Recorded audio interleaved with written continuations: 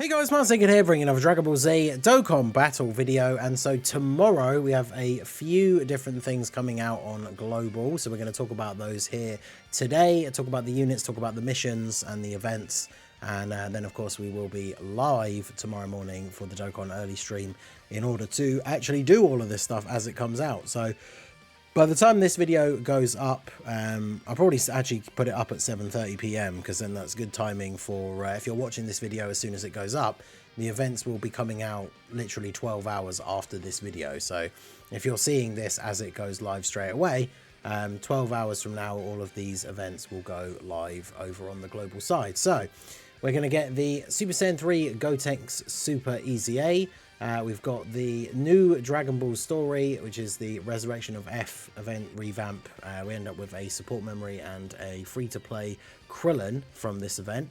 And then we also have the burst mode for Teq Ultimate Gohan. So a couple of events, a couple of new units out of it. So if we take a look over here at the wiki page, Super Saiyan 3 Gotenks with his Super Eza. So bear in mind, of course, Super Ezas only affect the passive.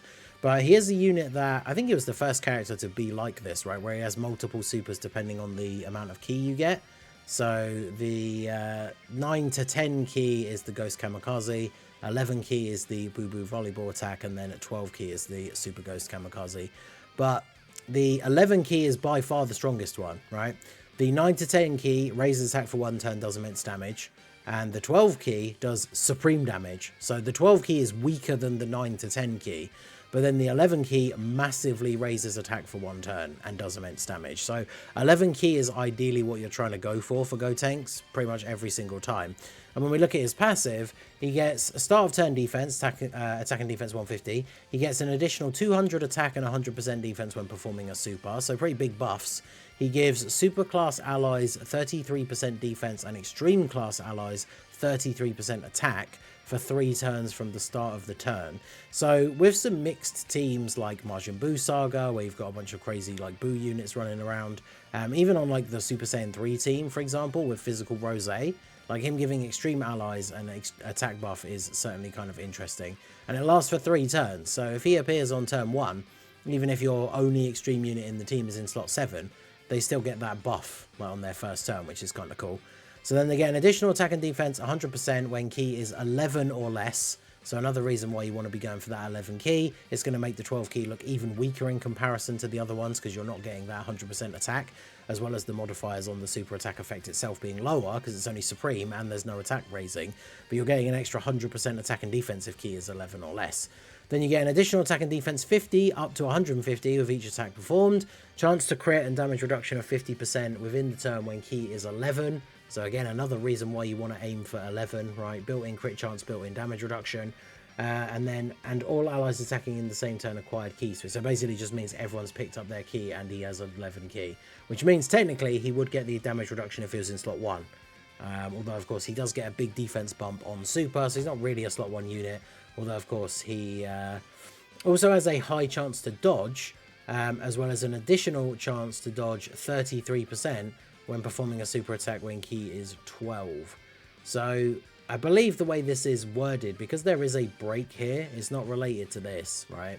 So it's just high chance to dodge, plus an additional chance to dodge 33% when performing a super when ki is 12. I'm not sure if the 50% is just all the time, or it's 50%. I think it is, right? Because when supering, you get the extra 33% when ki is 12. I don't believe you only get the 50% when ki is 12, and then you get the extra 33% after attacking when ki is 12. So if he has 50% built-in dodge as well, I guess you could kind of get away with him in slot 1, 50% dodge, 50% damage reduction. I mean, he's not going to be tanking big supers or anything, but he certainly can hit pretty hard, so he's a welcome addition to some of these teams, especially the Angel Super Saiyan 3 Goku from the Buu Saga. So yeah, he's pretty solid. And then we get that Resurrection of F story event where we can farm this free-to-play Krillin. He's got a decent super attack effect, greatly raises attack and defense, greatly lowers attack, which can be kind of useful. He has an entrance animation, attack and defense 180 for the rest of the battle, and a chance to crit 82% for 3 turns when all allies are super class. So you've only got to run him on a super class team. He gets attack and defense 150 when attacking, an additional super attack when facing 2 or more enemies. Then he's an Earthbred Fighters support unit for 2 key and 20% attack and defense. Recovers 20% HP and guards all attacks when all allies in the same turn are Earthlings characters. And then he has a high chance to dodge and gives Earthbred category allies another 20% attack and defense when your team has an ally whose name includes Goku, attacking in the same turn or just from the 5th turn. So obviously that means he can't get the, like when all allies in the same turn are Earthlings and the buff for having a Goku on the same turn. But he can get both of those buffs if he's on an all Earthbred Fighters, an all Earthlings rotation, and then starting from turn 5, then he's getting that extra buff as well. So certainly an interesting one. I mean, in terms of his links, it's not like you're going to really be running him with a bunch of Gokus or anything, and they're not going to share a ton of teams. I mean, movie heroes, there's obviously a bunch of Gokus, but certainly a lot less Earthlings. Things like Turtle School, Bond of Friendship, Bond of Parent and Child, like Earthbred Fighters. There's some options there, but I think it's just one of those unfortunate things where this Krillin could probably be really good if it wasn't for that extra Goku part. And you do get that after turn 5, but you're just not really likely to be running him with a Goku at all. But there are missions related to both of these, so it's still worth farming up all free-to-play units. You never know when they're potentially going to be useful or potentially even required for certain events in the future. So might as well get them farmed up, especially with the missions. So if we pop back over to the Dokkan info here and take a look at the mission. So this is for burst mode. So we're getting the Ultimate Gohan burst mode. We have one for getting only margin power characters. You know, there's always 2 category team missions. I always do those as 2 separate videos, trying to get the maximum points possible, or at least get the 6,000 points, because that is the max in order to complete all the missions. So full margin power team, and then we have a full time limit team. And then all of these are for the score. So like 100, 200, 300, going all the way down until we get to 6,000. So that is the highest one. If you get 6,000 points, you obviously just clear all of these all at the same time. So you get a good few stones, as well as the burst mode coins that you can use to get the OSTs and like the orbs and stuff. So yeah, remember, I'll talk about this when I do the videos of the runs, but you don't need to get 6,000 points with the category teams. So if you do, like, let's say your strongest team out of these 2 is margin power, which is probably stronger than time limit for most people. Margin power, get 6,000 points, do all the missions except this one basically, and then you can jump in with a time limit team, put none of the modifiers on whatsoever, so then it's just as easy as a normal Dokkan event. You obviously get like no points, but you clear the mission for beating the stage with only a time limit team. And that was the last mission you needed to do. So all of these missions, fairly straightforward. Give you a few stones, some Hercule statues, even some meat items. Obviously with the World Tournament coming up on Friday, getting a bunch of these extra items in order to refill your stamina is definitely going to be helpful. And then of course, if you don't care about the World Tournament, just having them saved, ready for all the farming and stuff you need to do for the anniversary, all the Dokkan events you're going to have to run, all that stuff. So having the meat items is certainly always useful. And then we have down below the, no wait, I think they're with the, no, burst mode separate. So there's the burst mode missions. And then these are the Teq Ssj3 Gotenks missions. I did do a team building guide for Teq Ssj3 Gotenks' Super EZA when he came out on JP. So if you search for that on the channel, you will be able to find it. It just goes over these missions and then lists, as I do with these Super EZA team building guides, some of the characters that will be useful to use in this event. Because they want you to use 4 Extreme Z Awakened characters on the team. Then there's one with at least 4 Hybrid Saiyans on the team. And then one for beating the stage within 4 minutes and 30 seconds. So all of these are quite easy. By doing these, you get 15 of the medals in total. You need 30 medals total. And each time you do the stage, it drops 3. So if you do the stage 5 times, that's 15. And if you've done all the missions in those 5 clears, then there's your 30 stones right there, 30 medals. So you don't need to do all the missions in one run.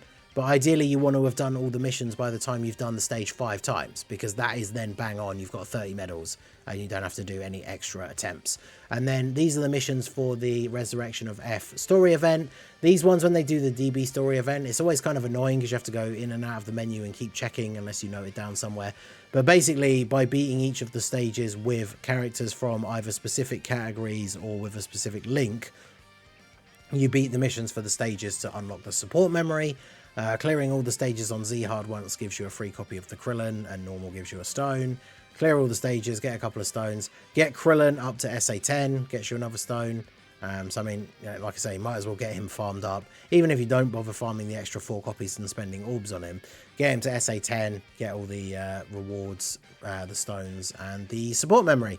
So that's everything that is coming out on Global tomorrow. Like I say, I will be live basically 11.5 hours from now. I always go live about half an hour before the content comes out. But as I said right at the beginning, all of this stuff drops in 12 hours from when this video is going up. So hopefully I'll see you guys at the early stream. We can go through the Super Eza and all this stuff together. I'll get the burst mode runs done. We'll get a showcase for Super Saiyan 3 Eza Gotenks recorded and see how he is on some of these teams. So yeah, lots to do tomorrow after you know, a bit of a spree of quietness on Global. We had the Ginyu stuff drop, and then like almost a full week. It was like 6 days, right? And then we finally have content coming out tomorrow. World Tournament is on Friday, and the new Harudagan stage for the Movie Bosses 2 Red Zone. And then of course the countdown celebration should start by the end of the weekend, moving into next week. So lots of stuff coming up on Global very soon. Let me know what you are most excited for tomorrow. Is it the Gotenks Eza? Is it the burst mode? Burst mode usually is quite fun. Getting the 6,000 points out of the way, and then trying to see like just how high a score you can get by doing a mega hard run is always kind of fun as well. So let me know all your thoughts on all of this content coming out on Global tomorrow, and hopefully I will see you guys at the early stream where we will go through a bunch of this stuff and get it done live. So that is going to be it for the video, guys. This has been the Master Ningen. Smash that like button, subscribe to the channel if you are new. Check out all the links down below, and I will see you all again soon. Have a good one.